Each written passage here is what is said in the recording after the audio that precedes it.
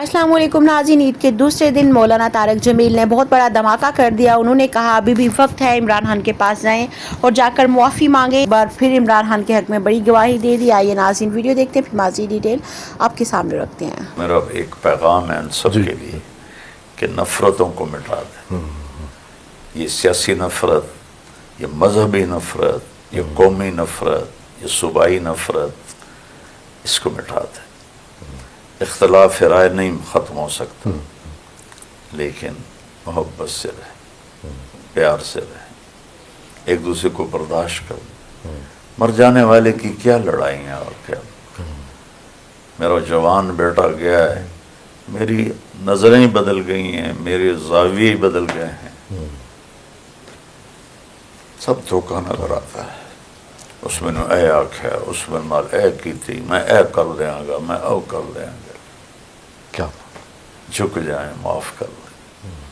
तो हम इसी से बहुत बड़ी तब्दीली हमारे मुल्क में आ जाएगी। मैं आपको एक हदीस सुनाता हूँ, इज़्ज़त तो खज़ल फ़ै उदू वाला।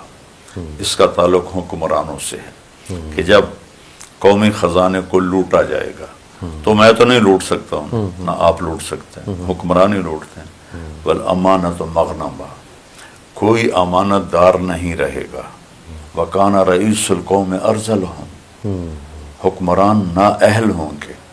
तो इधर उधर की न बात कर, ये बता के काफिला क्यों लूटा। मुझे रहज़नों से गिला नहीं, तेरी रहबरी का सवाल है। इससे भी बड़े जालिम आए हैं। तैमूर लंग दुनिया का जालिम तरीन इंसान था। जिंदा इंसानों को खोलते तेल में फेंक देता था, जिंदा की खाल उतरवा देता था अपने सामने और फिर उन्हें कड़ा में फेंक देता था। जिंदा इंसानों को कमबख्त दफन करवा देता था। वो भी मरा गया, दफा हो गया, अपने अमाल लेके कब्र में चला गया। तो सुबह का आना बेटा जरूर है। रात कितनी ही लंबी हो जाए, सुबह को आप रोक नहीं सकते। फिरौन ने कितना चाहा था मूसा पैदा ना हो, और कितने बच्चे ज़बह किए, और कहाँ अल्लाह ने उसको परवान चढ़ाया, उसी के घर गोद में, उसकी गोद में। और कमबख्त मुंह से कहता था ए मेरा कातिल, ए मेरा कातिल, फिर भी नहीं अल्लाह ने मरने दी। तो अल्लाह से डांटे तो नहीं है ना, तो हम बस अल्लाह से मांगे। आप देखें, यजीद ने अहले बैत को ख़त्म करना चाहा, यजीद की नस्ल ख़त्म हो गई, नस्ल ही ख़त्म हो गई यजीद की, औलाद ही नहीं चली उसकी। और अहले बैत को अल्लाह ने कहाँ तक फैलाया। तो आपका मानना है कि हर जुल्म का निज़ाम इसी तरह एक ना एक दिन ख़त्म हो ही नहीं सकता कि चल सके, नहीं हो सकता। अब्दुल मलिक बिन मरवान का बड़ा बेटा जी, जब यजीद के ख़ानदान से खिलाफत उधर चली गई, उसने 21 बरस हुकूमत की। तो रजा बिन हैवा एक बड़े आलिम थे, उन्होंने सुलेमान से कहा कि जो तूने जुल्म ढाए हैं ना, उसका इजाला करके उमर को खलीफा बना दे। तो उसने उनको बना दी।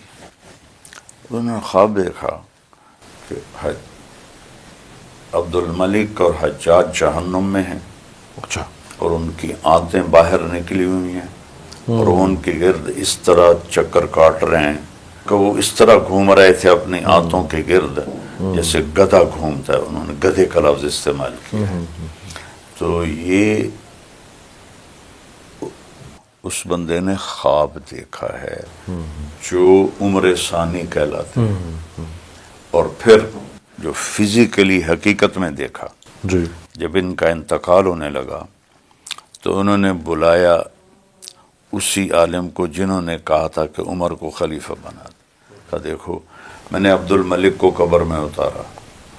अब्दुल मलिक की ये जगह सेब की तरह थी, ये दांत थोड़े से उठे हुए थे, यानी ये सेब की तरह खूबसूरत। का जब मैंने उसका कफन खोला तो उसका चेहरा किबले से हट गया था और रंग काला स्याह पड़ गया था। پھر میں نے ولید کو قبر میں اتارا، اس نے 10 سال حکومت کی. جی جب میں نے اس کا کفن کھول کے دیکھا تو اس کا چہرہ قبلے سے ہٹ گیا تھا اور رنگ اس کا کالا پڑ گیا تھا. پھر میں نے سلیمان کو قبر میں اتارا. سلیمان کے ساتھ تو یہ ہوا کہ جب اس کی ڈیڈ باڈی قبر کے قریب کی گئی تو وہ ہلنے لگا. تو اس کے بیٹوں نے کہا کہ ہمارا باپ زندہ ہے. تو حضرت عمر نے فرمایا نہیں بھتیجو، عذاب قبر پہلے شروع ہو گیا ہے. ولید بن عبد الملک تہجد میں روزانہ امیر میاں 10 سپارے کھڑے ہو کے پڑھتا تھا. 10 پارے. بڑے سے بڑا ولی اللہ نہیں پڑھ سکتا. تو چہرے کیوں پھر گئے؟ رنگ کیوں کالے ہو گئے؟ یہ ظالم تھے. ان کے ظلم نے ان کو پکڑا. اللہ نے ان کی نمازیں، ان کے حج، کچھ قبول نہیں کیا. ان کے زمانے میں جو فتوحات ہوئیں ساری ان کے منہ پہ مار. ایک ہے نا جو دو لوگوں کے درمیان معاملہ ہے یا معاشرے میں افراد کے درمیان معاملات ہیں، اس میں لوگ ایک دوسرے کے ساتھ ظلم بھی کر سکتے ہیں، چھینا جھپٹی بھی کر سکتے ہیں، حق بھی مار سکتے ہیں. ایک وہ ظلم ہو جاتا ہے جو ریاست کے نظام کے تحت لوگوں پر آنا شروع ہو جائے اور جو ظلم ریاست کی سرپرستی کے ساتھ جڑ جائے.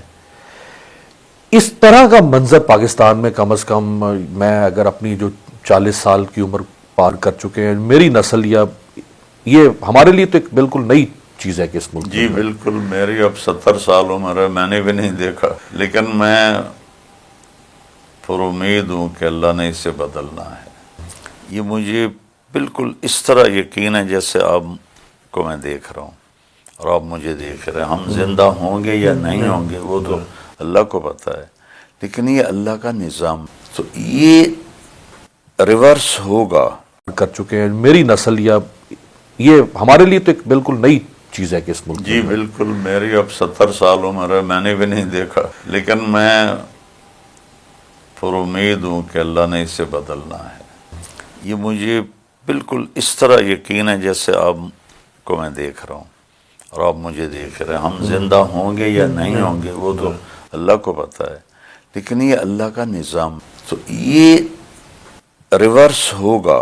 کر چکے ہیں میری نسل، یا یہ ہمارے لیے تو ایک بالکل نئی چیز ہے کہ اس ملک جی بالکل. میری اب 70 سال عمر ہے، میں نے بھی نہیں دیکھا، لیکن میں پر امید ہوں کہ اللہ نے اسے بدلنا ہے. جی تو ناظرین یہ تھی آج کی ویڈیو. امید کرتی ہوں آپ لوگوں کو ویڈیو اچھی لگی ہوگی. ویڈیو کے بارے میں اپنی رائے ضرور دیجیے گا. چینل کو سبسکرائب کرنا مت بھولیے گا. ملتے ہیں اگلی ویڈیو میں، تب تک کے لیے خدا حافظ.